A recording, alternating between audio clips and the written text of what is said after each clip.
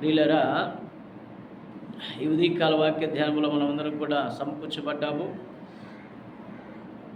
దేవుడు అనే సత్యాన్ని, దేవుని మాట మనం వినివారమా వినలేని వారమా? అలాగే ఇక్కడ ఈ ఉదయకాలం వాక్య ధ్యానంలో దేవుడు మన పట్ల సంతోషించే ఆ గొప్ప ధన్యత ఏంటి? దేవుడు మన పట్ల సంతోషించే గొప్ప ధన్యత. మనం ఏం చూసి ఆయన ఆనందించాలి, ఎలా ఆనందపడాలి? బైబిల్ గ్రంథంలో కొన్ని మాటలు మనం చూద్దాం. మొదటిగా మనం సంఖ్యాకాండం 14:8 ఒక మాట ఉంటుంది. ఆ మాట చాలా విలువైంది ప్రియులారా. యెహోవా మన యందు ఆనందించిన ఎడల, యెహోవా మన యందు ఆనందించిన ఎడల,